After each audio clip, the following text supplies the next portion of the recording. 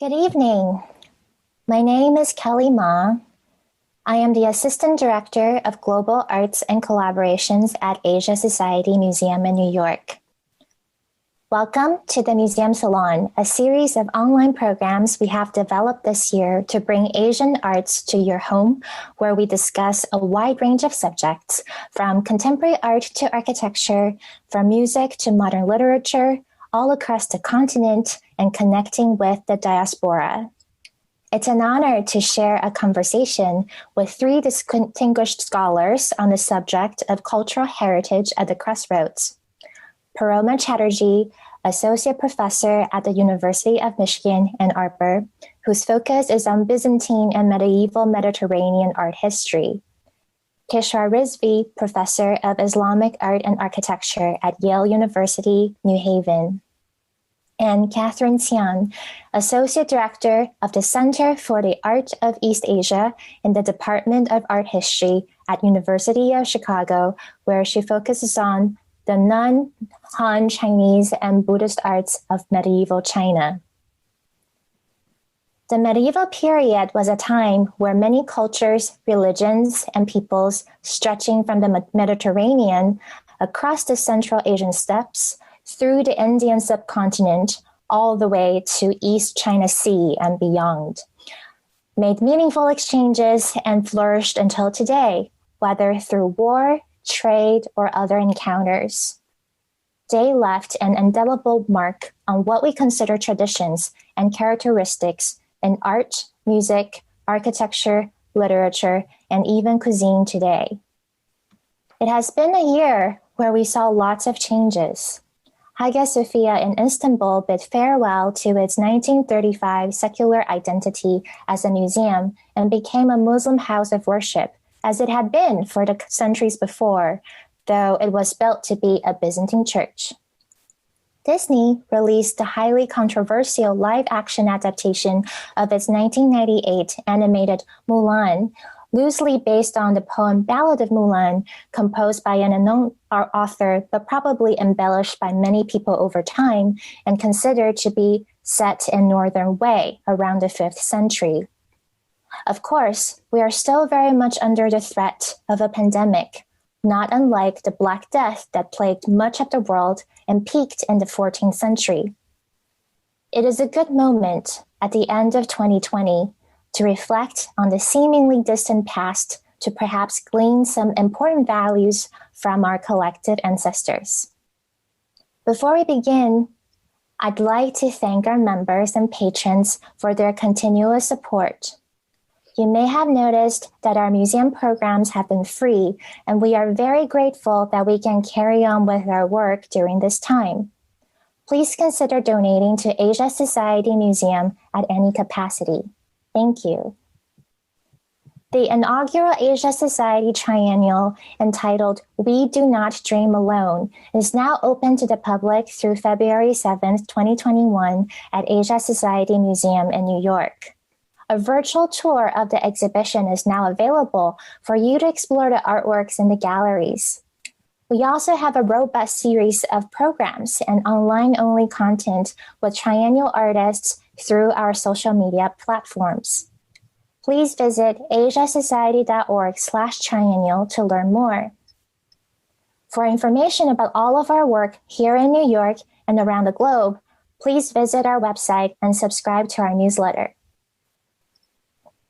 Today's conversation will run approximately 50 minutes, followed by Q&A through Facebook and YouTube. Please list your questions in the comment or live chat sections. After this broadcast, the conversation will be posted on the Asia Society website. So thank you, Paroma, Kishwar, and Katherine, for taking the time today to participate in this ambitious discussion on cultural heritage and the medieval period that is not necessarily in Western Europe. It has been a very challenging year and an even bumpier semester for most of us, and I'm glad that this topic brings us together. I would first like to set up our conversation today with a very general question. What does the medieval period really refer to? Certainly in each of your specialized fields, it might not be the same. Paroma, would you mind tackling this from your standpoint of the Byzantine Empire? Yeah. Thank you very much, Kelly, for having us. And thank you for giving me a question which is basic, but which is also very difficult, actually. But I think Byzantinists are somewhat lucky in this respect, in that we actually have a definite period, simply because the foundation of the capital of Byzantium, Constantinople, has a definite date in the 4th century, and because the capital fell at a particular date in the 15th century, in 1453. So I think for Byzantium, that's pretty much the era that we define ourselves by, those 1,000-odd centuries. But I think what's also very interesting in the case of Byzantium is that we overlap greatly with the period also known as late antiquity. And late antiquity itself has been somewhat unwieldy for a while. It used to be the 4th, 5th, 6th centuries, then it expanded to include the 7th, 8th, and now it even goes up, to the 10th century. We actually have journals which deal with topics of late antiquity which are willing to accept a material as late as the 10th century, or as early, one might say. So that's a really interesting chronological, I think, overlap in many ways, because it makes us wonder, for something like Byzantium, which was a Roman empire, though of course now an Orthodox Christian Roman empire, was it ever really medieval, or is it just Roman, late antique throughout? Or is it, should it just be called Byzantium in that sense? So brings up these interesting issues. I think it's probably more fraught for my colleagues in Western medieval, because of course the late medieval period, the 13th, 14th, 15th centuries also might be said to overlap with the Renaissance, the early modern world, and the proto-Renaissance period. So, we'll talk of maybe the 14th century as late medieval, but that's the Trecento, and then the Quattrocento, which of course in Italy is, it's the Renaissance, and it's the early modern. And how can we even call it medieval? Do we dare even call it medieval? So I think it's very interesting to look at this from different subfields in art history and see what it has to offer us, just this question of periodization. Great. Thank you, Paroma. And I think that's actually a very good way to start thinking about our world in not such simplistic terms as, our textbook used to feed us. And now I would like to progress a little bit in time, but jump to the other end of the continent. It just so happens that around the same time of the founding of the Byzantine Empire, China began the northern and southern dynasties, where northern China was under the rule of several peoples that originally came from northern and central Asia. This is your area, Katherine, and the other day we briefly discussed how Western historical terms like medieval and feudal might mean in the context of Chinese history. Can you share with us from your perspective? Well, first of all, I'd like to say thank you. Thank you very much, Kelly, for bringing us together to share ideas in this very stimulating and complicated, thought-provoking way.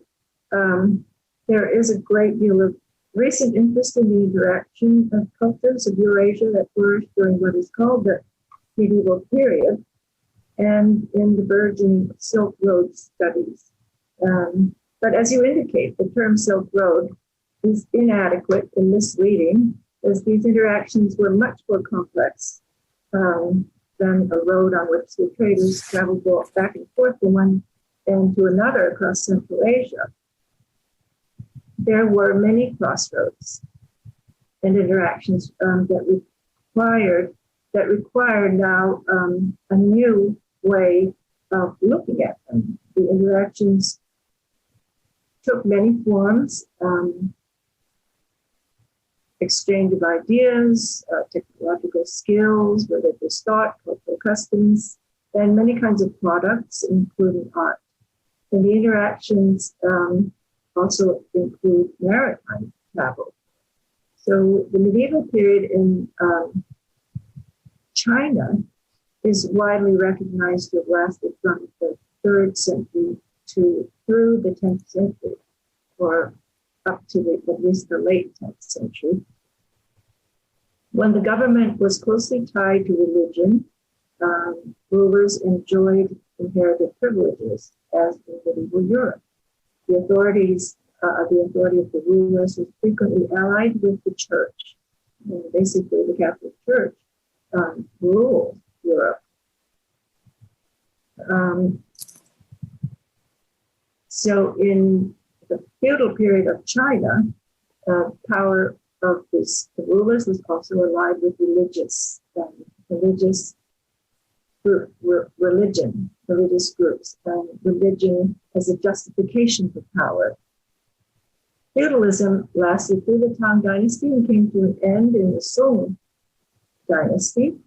This was not a dark age when knowledge did not flourish, but a period of great cultural interaction and social and political change. But how do we define it? For that, we can turn to the Song Dynasty that began in the later part of the 10th century. There's no traditional term in Chinese for medieval, but Chinese historical statesmen and scholars recognize a clear distinction between feudal and non-feudal political systems. The Fengjianzhi, the feudal system, is based on rule by hereditary aristocracy, who assigned official sinecures on the basis of family relations. Those positions were ill-defined and generally didn't have clear qualifications or responsibilities. In the Song Dynasty, the Chinese developed a bureaucratic system, what Su Shi called a rational system of administration with salaried officials and impartial examination system. The officials were selected and assigned to posts in all parts of the emperor, where they could work their way up through the system, which was known as Jun Xianzhi. Another Song statesman, Shen Huo, noted that the Song government was unique in being a non-aristocratic administration, and other nations were all ruled by aristocracies. Though there was an emperor, this Song emperor did not rule personally, but consulted with his chancellors and heads of the bureaucratic state. And the bureaucracy was supported independently by taxes. And people as taxpayers to the state were not direct subjects of the rule of the emperor. So there was a clear separation between court and state budgets. Now, so the precedents for the system of official offices was set already in the Han Dynasty, which lasted from about the 2nd century BCE to the 2nd century CE. And this ended when the Han Dynasty fell in 220. Then the empire broke apart into 3 kingdoms, and non-Chinese tribal groups that lived north of the Great Wall to the northwest made their way into what was the Chinese Empire and established numerous short-lived dynasties. The states ruled by mainly non-Chinese people, such as the Shunnu, the Di, the Tsiang, the Xianbei. Then around 400, the Tuoba clan of the Xianbei ethnic group unified the northern part of China and established the dynasty called the Northern Wei that lasted for a century and a half. This was the beginning of the Northern Dynasty's period. And around this time, southern China came under the control of a succession of Chinese-ruled dynasties known as the Southern Dynasties. So this was the feudal period in China. that lasted up until the 10th or 11th century. And so I'll stop there. Thank you, Katherine. This actually gave me a lot more thought than we previously discussed, but I can interject a little bit later when we get to the next section. So now we have covered the two ends of the Asian continent, one on the west represented by the Byzantium and or the Eastern Roman Empire that lasted until the Ottoman Empire took over in 1453, and on the east in China represented by the northern and southern dynasties and all the way through the Tang, probably ending around Song, which is before the fall of the Eastern Roman Empire. Islam, the second largest religion by population, was founded around early 7th century. So a few hundred years after the founding of the Byzantine Empire and northern dynasties. But if we think in philosophical terms, Buddhism, Christianity, and Islam all share conceptual ideas. Kishwar, from your work in the region where these religions met and influenced each other, along with Zoroastrianism, Nestorianism, and Manichaeism, what do we know from the art, objects, and architecture around this period? Thank you so much, Paroma. And like everyone else, I'm really grateful to be here. And in a sense, I will just get us started with some images because I think it's easier sometimes for art historians to sort of pin ourselves on the visual. You're absolutely right. It's, Islam sort of falls in between these two worlds that Paroma and Katherine described, especially in its earlier years. And I'm primarily in the early modernist, so I'm a bit of an interloper and building off the work of many of my colleagues. So keep this a little bit general. And in some sense, it's a truism that has been said about Islam that and its cultural artifacts, that it's far from a historical aberration, but rather it's a continuation and an adaptation of what had existed before. That is to say, it's a religion that sees itself within the context of the Abrahamic traditions of Judaism and Christianity.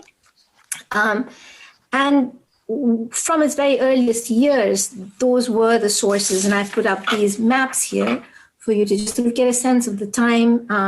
As Kelly mentioned, it's a religion that was established, begun in the 7th century, early 7th century. And it came to being at the time of the two great empires right there. Again, here are the maps on the Byzantium as well as Sasanian Iran. And it's in these two contexts that we really have to think of the cultural product of Islam in its early years.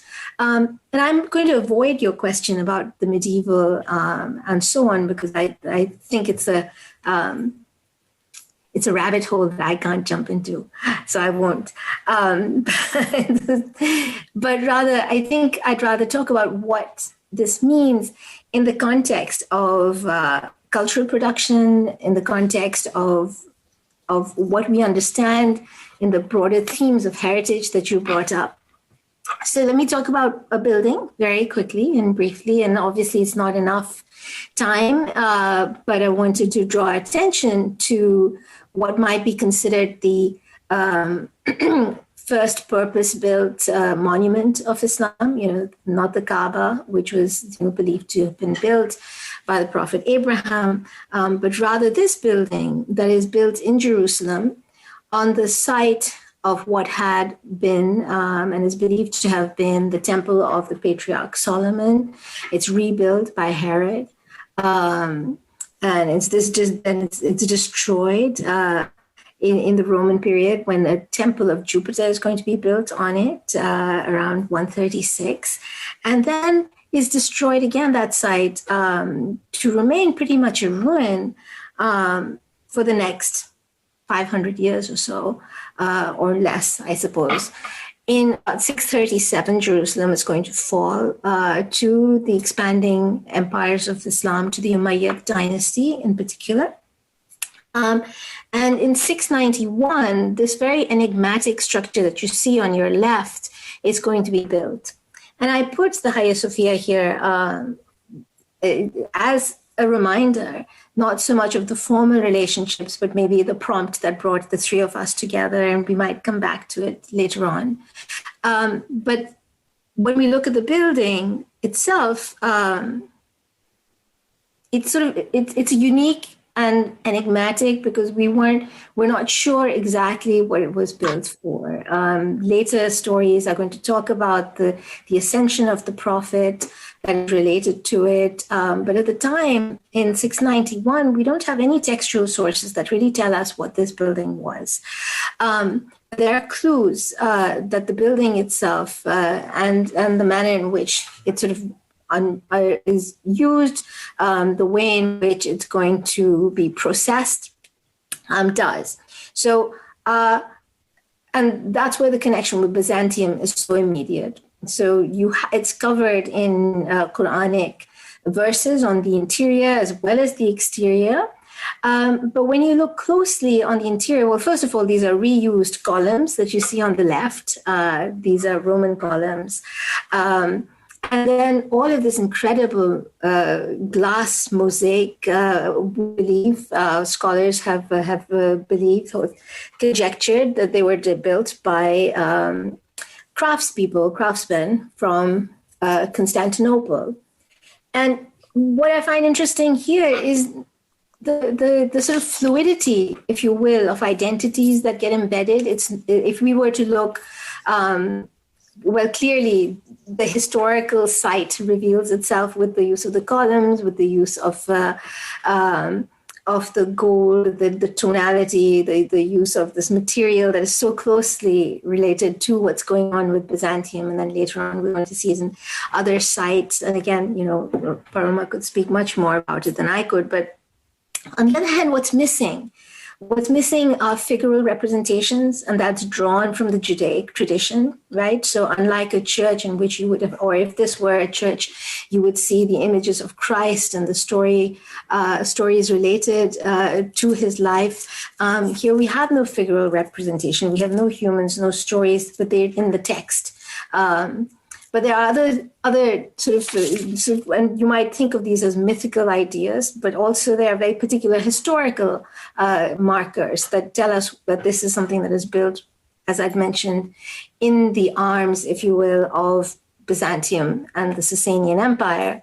And one clue is given right here on the topmost slide that you see, which is an ornament similar to what you might have seen on the head of a Sasanian ruler. Right? So almost like victory ornaments. And this is something that Oleg Grabar wrote about many, many years ago. And it remains one of the interesting aspects of this building, both as a marker of a new dynasty that has arrived, but also as a marker of its ambitions, if you will. So before I turn it back to you, I wanted to and here's just a better image of that. I wanted to just jump over 100 years very quickly to another site to sort of nod towards what Katherine has been talking about as well. And this other extreme, if you will, not looking west, but looking east and moving 100 years later, this is a madrasa. It's a school that's part of an ensemble in Bukhara. And as you can see, it has, again, Quranic verses. But right at its tip, on the top, you can see the simurg or the phoenix, or I'm going to not say it properly, but the Juan that we see in Chinese paintings all the time. So what do we do about that? How does that land up on a mosque, right?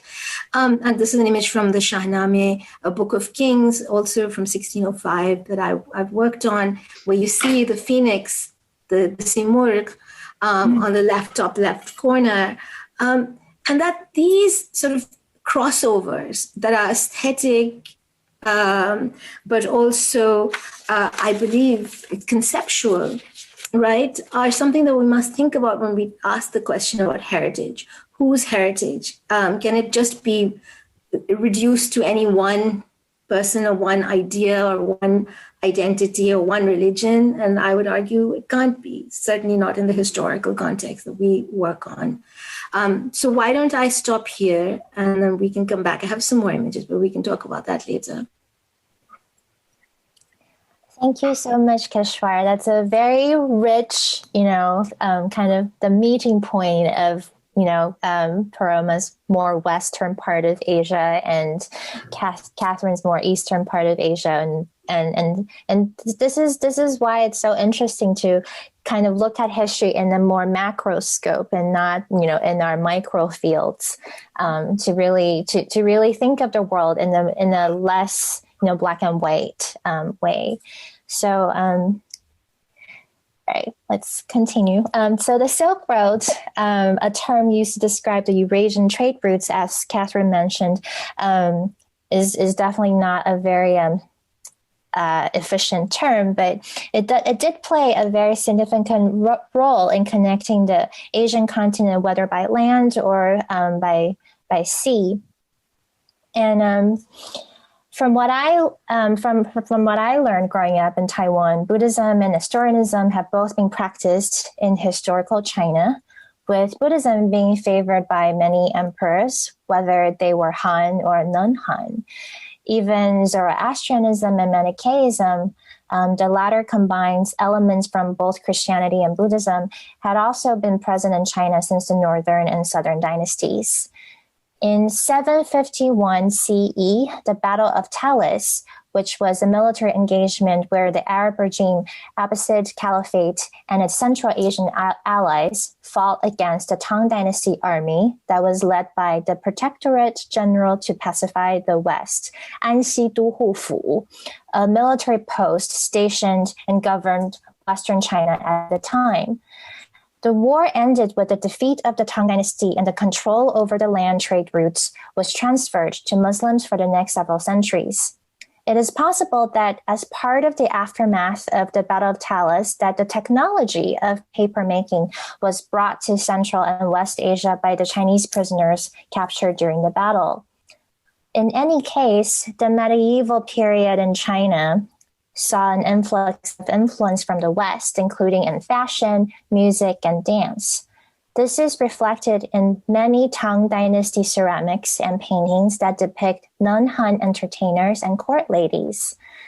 The influence is also present in cuisine, as crops native to West, Central, and South Asia were introduced to China, as well as cooking method. So we have sesame seeds, eggplant, and even flatbreads like shaobing cooked with a tandoori-like oven that we eat for breakfast today. We know from Tang Dynasty poetry that wine made from grapes were also already served for celebratory occasions, while grapes were not native to China. For those of you who are familiar with Tang Dynasty poetry, you would know I am referencing Wang Han's Liangzhou Ci, Ballad of Liangzhou, written when Wang Han delivered provisions to the troops on the front line in Liangzhou, which is in today's Gansu and Xinjiang provinces. And such short-lived celebrations for victories included grape wine served in cups made from jade that glistened in the campfire at night. So Katherine, I want to turn back to you. And so from what I learned in history class, the prosperity and the downfall of the Tang Dynasty were both results of its multicultural founding and structure of the empire. If anyone is interested, the 2015 Hou Xiaoshen film, The Assassin, happens to take place in late Tang Dynasty in Western China. I believe the Northern dynasties, which is your research focus, opened up this possibility of non-Han ruling class, as well as a Han ruling class with heavy non-Han influences. This is also the time period and geographical region most scholars believe to be when and where the legend of Mulan originated, especially based on her close proximity to the Yellow River and Yan Mountains, as described in the poem. Can you tell us a little bit more about what you know from your research regarding this mentality that brought forth a very cosmopolitan society? Well, the cosmopolitan society for which the Tsiang is very well known is really the result of developments in the Northern Dynasty period, which is my area of specialty. I'll just mention a bit of the precedents for the Tsiang dynasty that the multicultural nature of the Northern Dynasty society and show some images.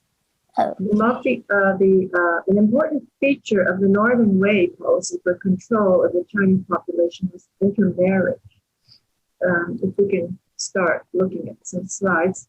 And one of the things that was very important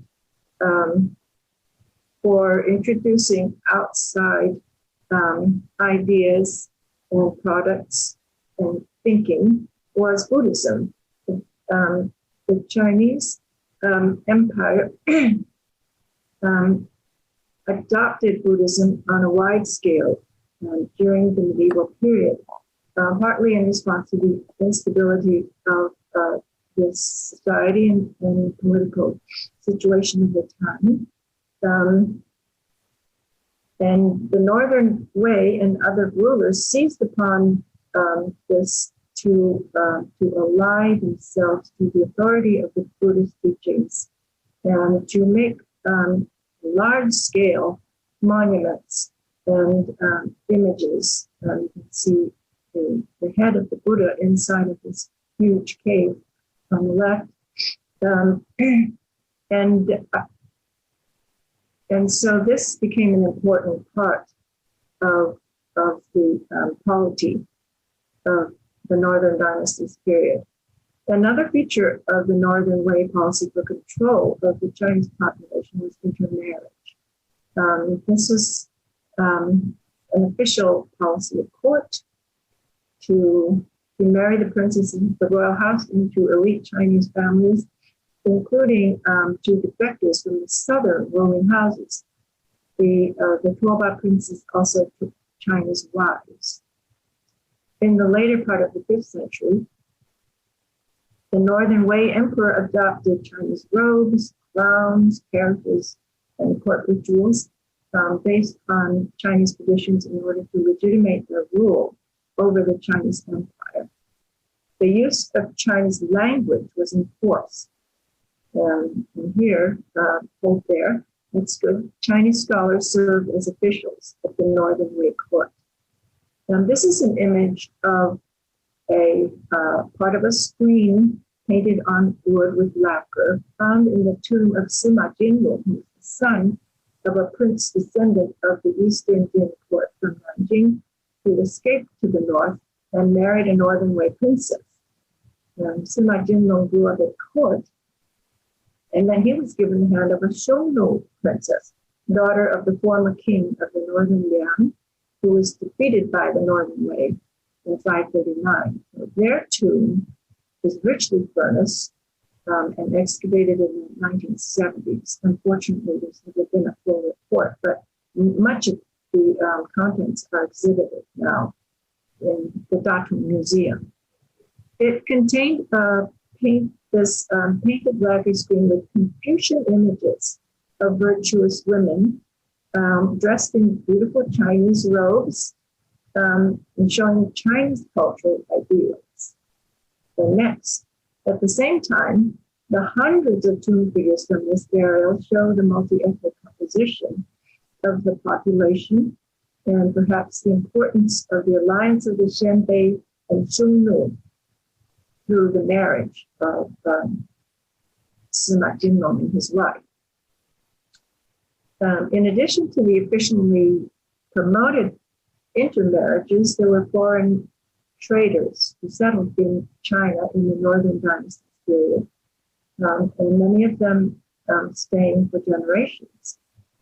The tombs of Sogdians, and we can look at the next image, were leaders of their community with the title Sabao, a term believed to designate caravan leaders.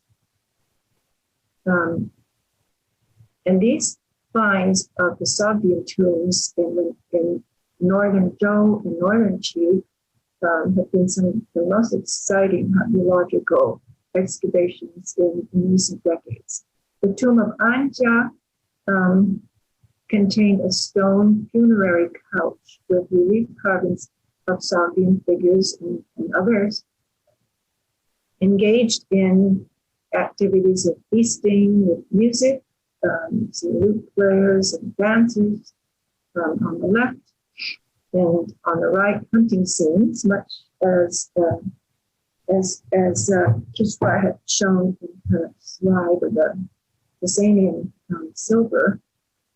Anja was a Sabao, as identified by his tomb epitaph, and his name An was a Chinese name that associates him with origins in Bukhara, in present-day Uzbekistan.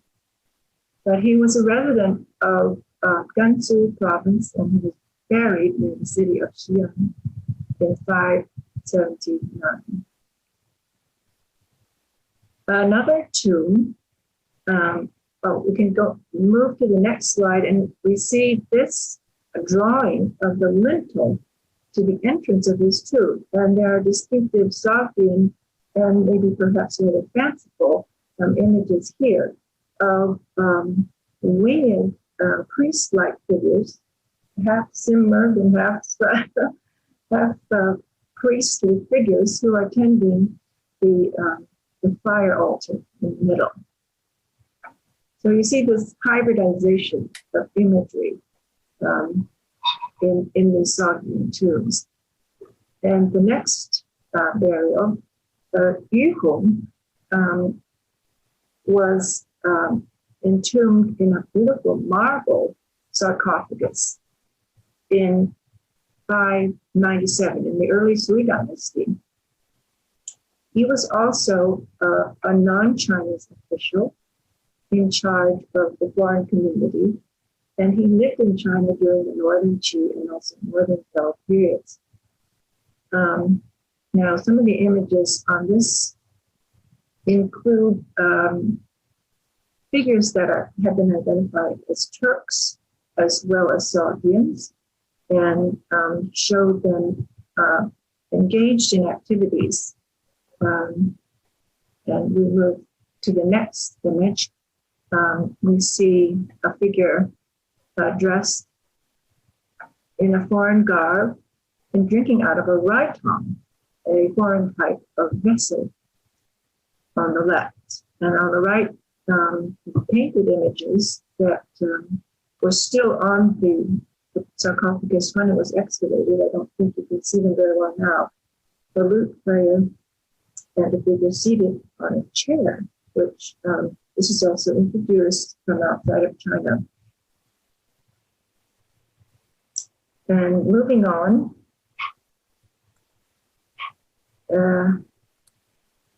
so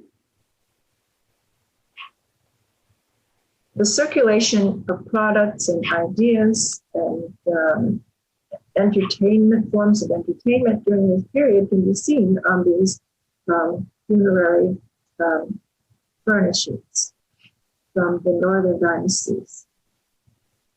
In this particular rubbing is taken from a very fine group of carvings that is believed to be Northern Qi, the late part of the middle to late 6th century. And here you can see a group of figures sitting in a grape arbor and enjoying their cups of wine, probably. And there is a scene also on the Yifeng sarcophagus that shows people, it seems, making wine. There are figures that are standing under a grape arbor, and they're on a platform dancing on the grapes. And then there are people carrying jars down below. And this is believed to be a scene of wine making.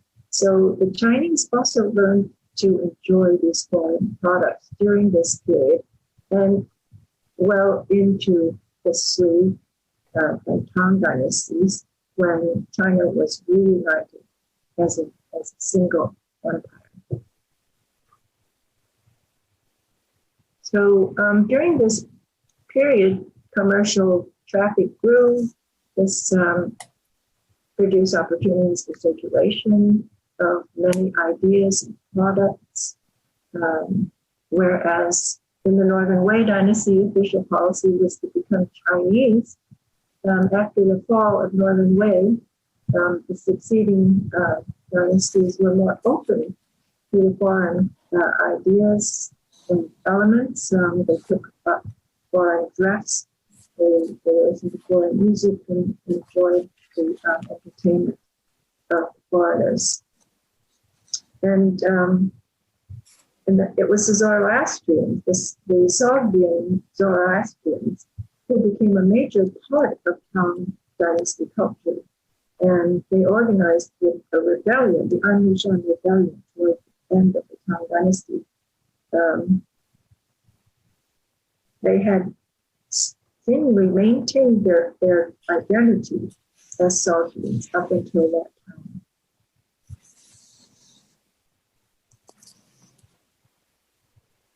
So I think it's very interesting the connections that can be made by bringing this group of scholars together. Yeah. All right, I'm going to stop share. Great. All right. So thank you. And now I want to talk a little further about cultural heritage. As I preface in the program description regarding Hagia Sophia, which since this July is once again a mosque, reversing its status as a Byzantine museum for the last 85 years. I recently read an Guardian archival story on Hagia Sophia by their Constantinople correspondent in 1935, who described in detail of how Muslim rituals were carried out daily at Hagia Sophia just before the secular mandate came from the Republic of Turkey, and lamented how these mundane but somewhat charming traditions suddenly ceased once it was designated to be a museum and replaced with new archaeological discoveries led by German scholars. There have recently been many symposia on the subject of Hagia Sophia as a response, in particular on its cultural richness, hosted by many academic institutions. So Paroma, would you like to add a little bit more regarding in terms of the artistic and perhaps engineering geniuses of such a magnificent building and what it has gone through before the Ottoman rule? Yes, I'd be happy to do that. I should say I seem to be the iconoclastic art historian here, and that I have no images to show of anything magnificent, but I think Kathy and Kishwar have more than done justice to that. So, I mean, I think I thoroughly agree with basically what Kathy and Kishwar and Kelly, you have been saying all along, because I think, I mean, when we think of Hagia Sophia, first of all, the building that we see as it stands today is not what it used to be. It's actually many rebuildings. There used to be other buildings that had come up under other emperors, especially there was the first one under Constantine I, the founder of Constantinople, and then under a couple of other emperors, a couple of reigns. And then you finally had a disaster under Emperor Justinian I, and then this magnificent building which came up, but the dome had fallen and had to be put back again. And interestingly, we have quite a few accounts of the building of it. And in terms of engineering and architecture, one of the things that we know was very difficult for them to do was to put that dome, the hemisphere, on a cube. That was a pretty difficult thing, but they had an architect, geometer, and a mathematician, and they worked together to do this, to accomplish this. And in the accounts, and of course in the building itself, you have these beautiful marbles, which came from all over the Mediterranean. So it's really a statement of empire. It's the reach of this emperor to be able to have brought back all this stuff and to have used it. But what is interesting is scholars have also in recent years talked about how some of this is very much reused. So it's spolia. It's spoliated materials that have been reused in this building. And Kishwar, while showing the interior of the Dome of the Rock, spoke a little, she talked about how this is, it reflects in some ways Byzantium, and she used this evocative phrase about the arms of Byzantium and, the Sasanian. And it's really the idea of sheen and glitter is what we get from the interior of Hagia Sophia. And interestingly, there were figural mosaics, but not perhaps as many as we might expect there to have been from Byzantium. And we should remember, I said I'm being iconoclastic, but that's also because Byzantium had movements of iconoclasm where they, people just, well, some people and some emperors very strongly opposed the use of just religious imagery, not figural necessarily, but religious imagery.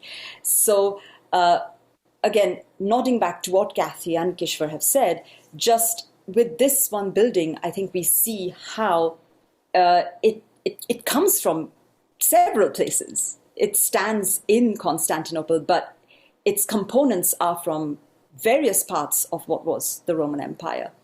And it also stands testimony to a history of art, in which this particular place or these particular people actually opposed a certain kind of art for a certain period and then changed their minds and then opposed it again. So it's just never one straight continuous line. There's always truncations. And just one final thing, actually the Fan Huang and the Simurg exists also in Byzantium. Scholar at Bryn Mawr, Alice Shawoka, has talked about this, about how we have that motif also in Byzantium. So hooray for the future. Thank you, Paroma. That's really funny because I think I didn't really want to talk about this, but now I feel it's an elephant in the room that I have to address it. That the new Mulan from this year had the motif of Feng Huang, the phoenix. However, the Feng Huang in their depiction, as a lot of YouTubers have already criticized, has nothing to do with Chinese culture. Unfortunately, like the Chinese Feng Huang is not how they depict it to be. So but again, the Feng Huang, what are Feng Huang equals Phoenix is another thing that has brought up a lot of debates over time. It's like another question I have, and it's something that we see all throughout Asian cultures, is the depiction of lion. Like, for example, in Chinese, Japanese, and Korean cultures, there are all this, guardian lion statues that you put in front of gates. However, lions don't live in this part of the world. So how do they get the image of lion? And even Asia Society's logo is a leogryph. It's a half lion, half dog animal. So which is also very prominent from Central and West Asia. So interesting thoughts about, how animals are depicted. Oh, yes, Catherine.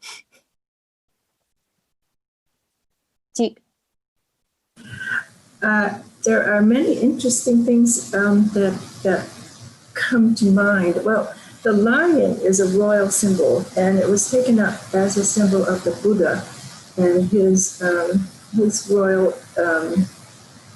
heritage, and also the fact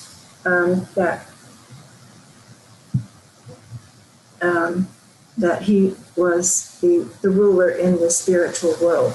So there are Asian lions. There aren't very many left, but I understand that there used to be lions in Asia, not spread very widely. but there were, and not in East Asia, where you say tigers. And another thing I wanted to bring up was this, the imagery of the dome, the architecture with the dome. This is very interesting to me because in the Northern Qi dynasty, the temples that were constructed with stupas represent them with a dome, and they are square in shape with a dome on the top. And these are the counterparts of the earlier pagodas that were multi-story in the Northern Wei dynasty. The Northern Wei capital at Luoyang had many temples built with stupas built as multi-story pagodas, and they seem to vie with one another to show up on the skyline of the city. But in the Northern Qi dynasty, after the fall of Northern Wei, they chose another kind of representation of a stupa, which in India is a burial mound. And then in India it grew to be taller, but always with a dome at the top. Now, I think because this is also a Roman and Central Asian form of architecture, it may be that the Northern Qi decided this would be a new type of architectural symbol for their dynasty and the Buddhist structures of the time. It also may connect with the idea of the King Ashoka stupa that the Chinese emperors adopted. The Emperor Ashoka, who lived in the 3rd century BC in India, was, well, a vindictive type of ruler and then converted to Buddhism and became a great promoter of the Buddhist religion. And he built stupas all over his world, 84,000 stupas, and some of these were believed to be also in China. So some of the Chinese emperors also aspired to be the universal Buddhist ruler, the Chakravartin king that Ashoka was. So this connection with domes, I think, is very interesting too. Yes. So I would like to bring the focus a little bit forward to think about what does heritage mean today, because we have now seen how all of these cultures have all these like linkage with each other, and so I wonder, Kishwar, it will be nice to hear from your thoughts about heritage in 21st century West Asia. Sure. Okay, I'll share this back since we all love our Seymour, so I will not call them phoenixes. We'll go with the Persian. Every language has their own term for it. But yeah, I think I wanted to maybe we could just talk a little bit about this idea of those interactions and what I ended up with, since we were talking about the Hagia Sophia and these two images more from its inspiration, or what it inspired. As we know, the Suleymaniye Mosque on the top right and the Valide on the left, and these are both in Istanbul, 16th, 17th century. And to really think about, at every stage, there are repetitions. And that's something I think is so interesting and important to consider, that history doesn't stop at any one moment in time. Right, that it returns sometimes problematically, sometimes in a way that we feel right about it. And so I just wanted to throw it out as a provocation, perhaps for my colleagues too, and for you, Kelly, is to think about what happens when it comes back to the present. This is an image of a new mosque that was built in 2012. In Istanbul, it's the Mimar Sinan Mosque, and it's again yet another replication of Ottoman architecture. And if you wanted to consider that Sinan, the original Sinan in the 16th century, was thinking about the Hagia Sophia, who are the architects today thinking about when they replicate these. And this is one particular architect who's Istanbul-based, Hilmi Sinalp, and he has built all over. And I wanted to just throw these out here when we ask the question of whose heritage and whose culture, and what does it mean when it dislocates. But also, more importantly, what does the past mean in the contemporary world? What is at stake in terms of historical memory, and what exactly is the context within which the issue of the Hagia Sophia's conversion exists within a much broader scale, perhaps outside of Turkey as well. So just, some thoughts that I wanted to share with you, because I thought this panel is so interesting, because we are all sort of really considering things in the past. But as Paroma, you've written about more recently also on the conversion, I just wanted to throw these out here for you to maybe push against or maybe think about a little bit as well. So I can stop my share if you like. Paroma, would you like to respond? Thank you. That was really fascinating to see, actually.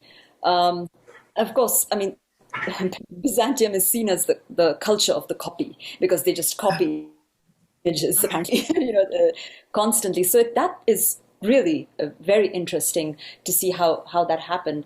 The interesting thing to me is how sometimes, almost unconsciously, unwittingly, certain practices are replicated without actually being intended to at all. So I think what Kishwar is referring to is an article that I co-authored with my Islamicist colleague, Christian Gruber, in which we tried to say that the present sort of dispensation, which had planned, and I don't know if that's what is actually happening in Hagia Sophia, but they planned to put curtains, veils in front of the figural, especially the image of the Virgin, the Theotokos, as we say in Greek, and Christ.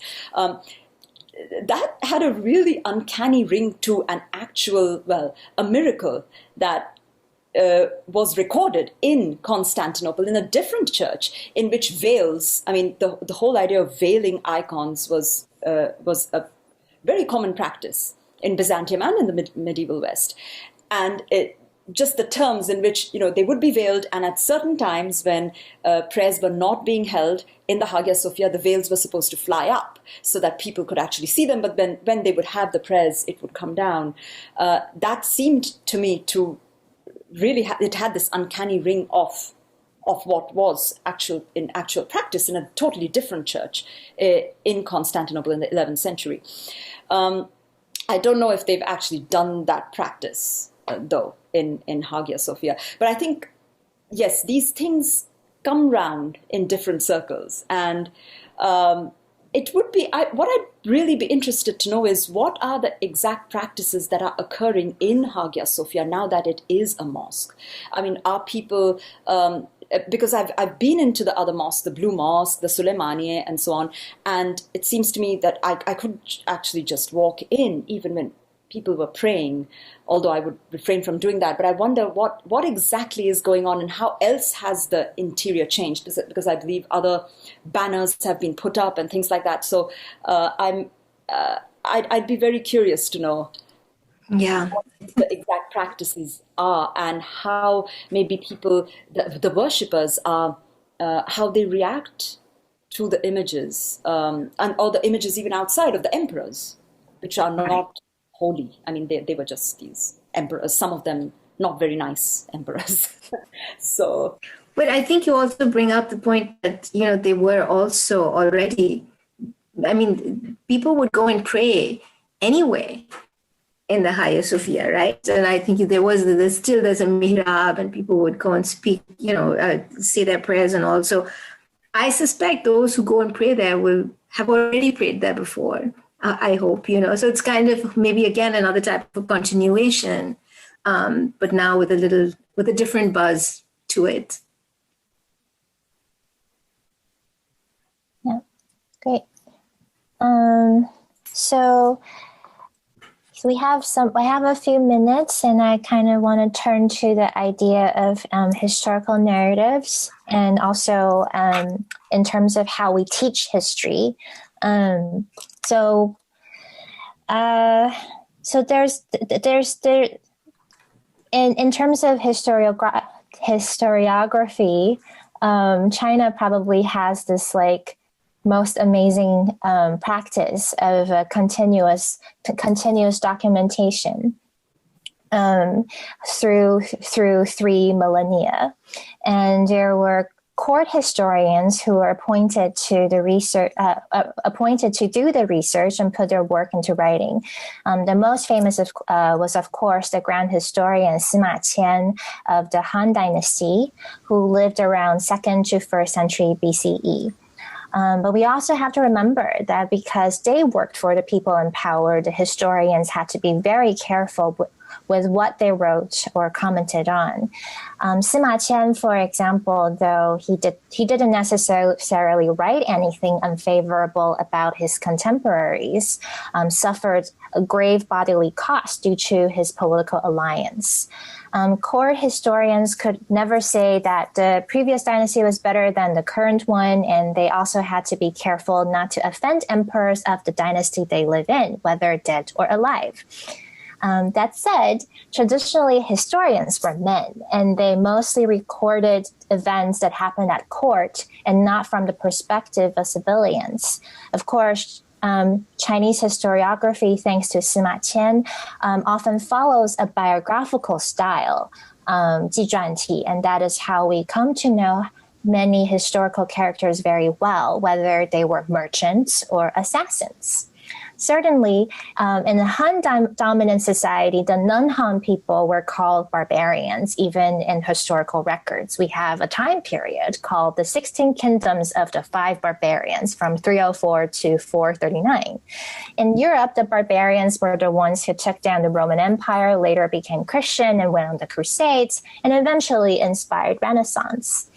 In modern history education, it's a debate how in-depth students need to learn, and this inevitable process of summarizing history is interesting, considering how much is actually taught or learned just for the sake of passing standardized tests, rather than forming a coherent worldview to navigate our increasingly global world. And since we're all art historians here, we would all be familiar with Sir Ernst Gombrich, who wrote the textbook that everyone would have used in any art history survey course in my day, not so long ago, The Story of Art.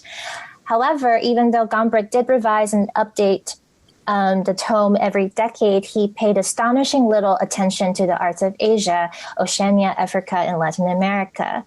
And if one chooses to study history or art history in university and beyond, one will probably at some point be exposed to feminist perspectives on the male-dominant narratives. So I just kind of want to open up for everybody to comment on this. Anybody would like to start?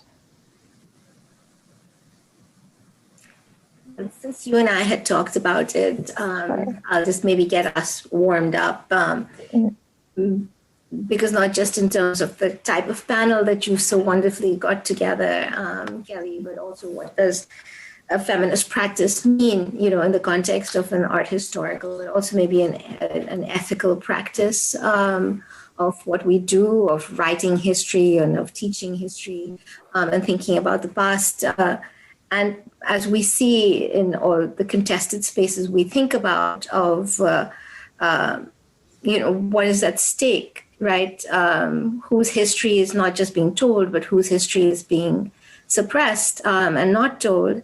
And since you brought up Mulan, I think, it's really important to think about what's happening in Western China at the moment, with the Islamic histories that have been part of that part of that region of the world that are under threat and also being erased as we speak. So I think it is important to see how history needs to be activated and what we might think about how many more voices we can include, how many more stories. No one place needs to be reduced to either Islam or Byzantium or Buddhism, but rather, as we, my wonderful colleagues have shown, with coexistence or perhaps complexity is something that requires reminding. I think we desperately need to talk about that as well.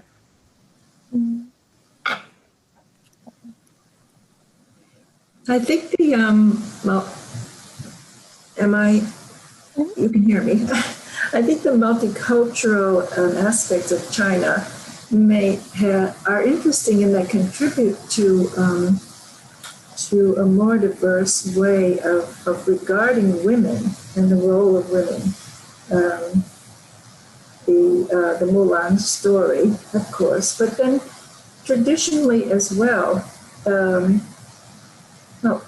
I should also mention that in the Tang Dynasty, women played polo. You could see two figures of women on horses who were playing polo.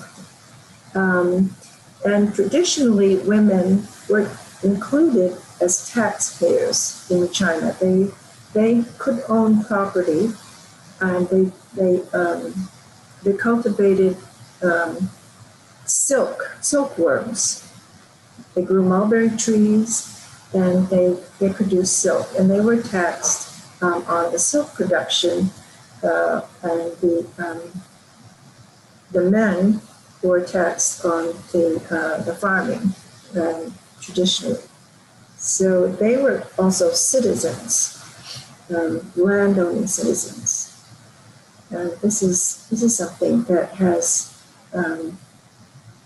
been an important part of Chinese history.